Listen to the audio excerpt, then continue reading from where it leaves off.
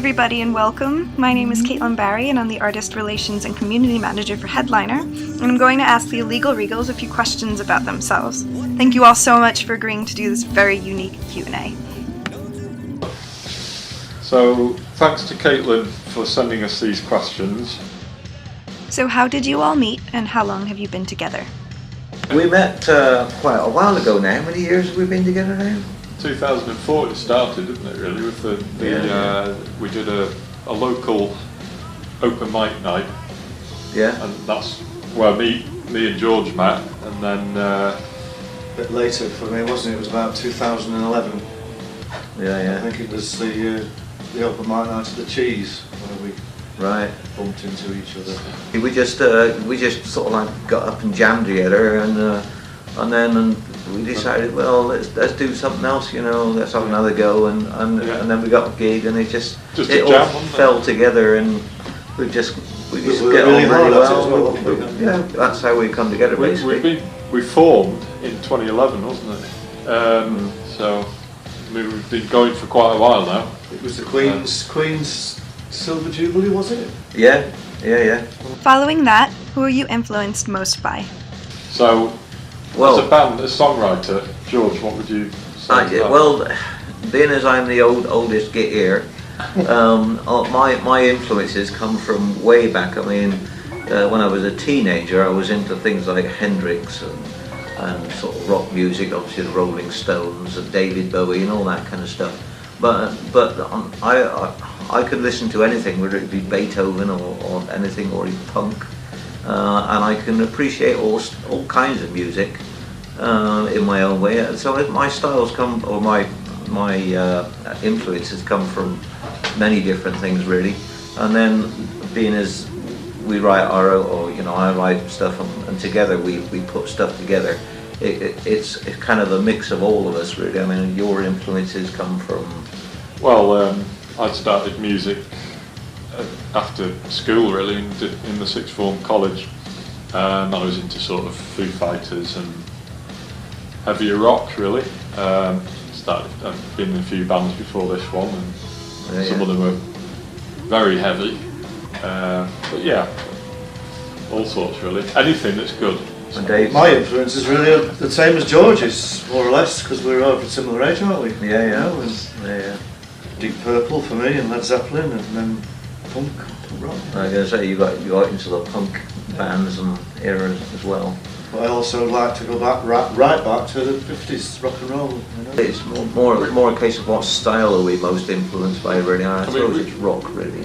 We do covers as well as originals, yeah. So obviously the question just applied to your songs really, wouldn't it? Yeah. I suppose it's more a case of style as opposed to who a particular band or whatever or genre. We do tend to play particularly our own compositions with quite a bit of melodies in them. So we are influenced by songs that do have good melodies, but also rock. You do both original work and covers. What advice would you give to bands aspiring to do the same? Well, the first thing to say really is put a lot of work into it, and try not to fall out. I mean, there's an awful lot of prima donnas in the music business, and there's an awful lot of what's the nice word to use? Silly people. Yeah. And you just got to. Well, maybe. Yeah. It's best to forget all that and just enjoy the moment, enjoy what you're doing, and if you try not to fall out and have any silliness going on, the chances are you might get somewhere with practice. Who knows? Practice makes perfect. Don't worry about criticisms, external criticisms. Just do your own thing. Yeah. If you want to do it, you will. What would you say is the most valuable asset you've gained from switching between original and function work? Well, in the first place, you get paid to do function stuff. When you're doing original stuff, it's very hard because you know, guys like us, we've all got jobs, we've all got to work and pay our bills, and doing cover songs helps in that regard. When you're doing original stuff, a lot of venues expect you to play for free. And there's an awful lot of people along the way, charity people, etc., that like you to play for free, offer you all kinds of wonderful things, and you end up worse off. And that's a real bugbear of mine, people taking the mickey. And so consequently, I mean, obviously if you're doing original stuff, people don't know it, and you've got to get to know your stuff, so you've got to have a little bit of give and take. But so that's really why we do a function stuff, is because we enjoy playing mainly, but also because we can get a little pennies and pay for our beers out of it, etc. We try and throw in our original, we mix it up and throw in our original stuff with the covers, don't we? Yeah. Now and again, Yeah. And sometimes people don't notice, they ask who it's by, and then invariably they like our stuff better than the covers, don't they? well, that's the end goal, isn't it? I think there's actually a bit of good advice there. If you're going to write original stuff, write it as if it's a cover, with the same kind of, chord progression, and put the same kind of a hook as if you were doing a cover. And if you mix it in at the right time, nobody will know the difference. Yeah. If it's got that sparkle. I mean, I started out Got younger. the camera. Well, yeah. I started out as a youngster, thinking that I'm not playing covers. Anybody can play covers and all that, and wanting to do my own stuff. And I soon realised that really, you learn a lot from doing cover songs. Yeah. You learn a lot about music doing cover songs, and if people are not interested in something they don't know unless it's really good. So you have to kind of like mix the two to a certain degree to get people interested. If your stuff is good enough, you'll do all right. What advice would you give to musicians aspiring to be in a function band? Go with the flow, and then and also, Yeah, but make sure if you're in a creative band, then keep working on your originals. So that's exactly what we do. Yeah. We do the covers, but then we still, when we've got a bit of spare time, we work on original stuff. I think also just it depends how long you've been going, doesn't it? I suppose, because if you're going to do a function, you want to know what people want, and you could probably understand over the years and get to know what your set lists should look like. And I mean, obviously every crowd is different. If you think younger people want the newer stuff, older people want the it depends on their when they were brought up and all that. But we like to think that we can cover most eras really. What is your favorite type of event to play at? Well, the best type of event to play at for me is one where you're playing really well. It could be a pub, it could be a wedding do, it could be a party, but we're playing really well, and the people out there that are listening to us are joining in, and they're getting off on the buzz of it. And when you're getting off on it, the audience and the band, it's the best. It don't matter where it is. It could be in somebody's house. It could be a brilliant venue. So that's good answer. Yeah. That's when it's most rewarding, when you get that's what it's all about. positiveness. But playing it Wembley wouldn't hurt. The audience. Well, I suppose I could do Wembley. I've actually personally I have. I mean, as far as the biggest venue I played at, I played in front of up to 20-30,000 people myself many years ago, and that was a buzz, because it was one of them. It was just a one-off thing. I played one song, Johnny Be Good. Everybody went wild. I went crazy, and I lost my bottle and got off stage. But it was good fun. It also depends on the weather, doesn't it? You don't want to be playing outside if it's pouring it down. We've done in Buxton, they have a carnival annually, and we've done a few of them on the back of a wagon. Yeah, the float. The float thing, and if any of you have ever done a float, you'll know how hard that can be, travelling. Like you say, Dave, as long as the weather's fine, it's great. In the rain, it can be a right nightmare. Trying not to get electrocuted, etc. But when the sun's out and it's a beautiful summer's day, you can't beat a good festival. In fact, if you know any festivals where we can play, get us in. I think your band name is absolutely great. How did you come up with it?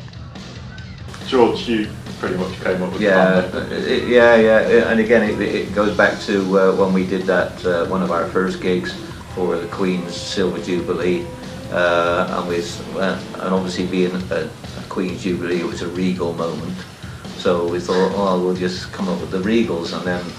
I'm learning all this new right now. I think. Right, but then I think at the time I got some fancy dress and dressed up as a kind of like King George, wasn't King it? George, that's right, yeah.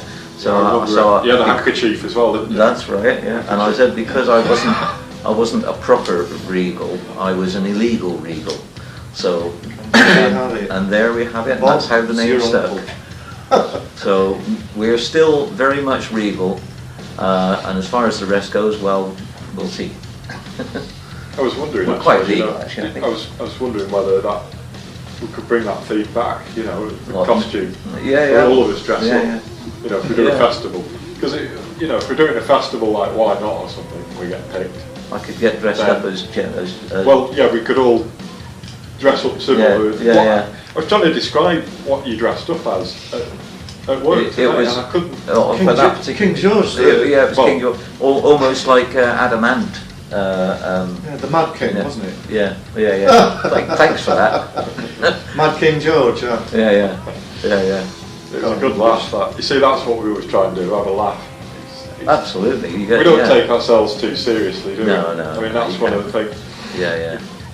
If you have a good time, the audience will have a good time. Yeah. So, Yeah. I mean, there's been times where you've been up on the table and jumping round. And Oh no, I'm sure there'll be You many don't times. do that now, though, do you? After the very last time you attempted Well, you that. don't do it since you had your hip replacement, do you? Never done it. and for I've still got my own hip. It doesn't really work very well for the drums. You know, you can't No, really play yeah. drums and walk around.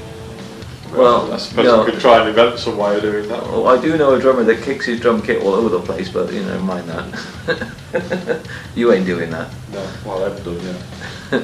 Finish this sentence. A great gig. A great gig is having a blast and having everybody enjoy it. That's it. Yeah, and I think when we've had a good gig, and we're all packed up at the end of that, we sometimes sit and have a couple of drinks, don't we? Yeah. Oh yeah. And that's Have a talk about that's it. good fun as well. For you, what's a great gig for you? Well, playing well, you know, and having some feedback. Yeah. Yeah, definitely. You've got to have an audience. There's no point. There's nothing worse than turning up, setting up. You know, 1, 2, 3, 4, and there's no one there. Yeah. I mean, Well, I'm sure a number of bands that have done that over the years, famous or otherwise, you know, it happens. Unfortunately, some venues you go to, and there's just the people aren't coming out, especially pubs and that, you know. Whatever reason, there might be some football on telly they're watching or something like that, but yeah, so it depends how it goes. You never just know.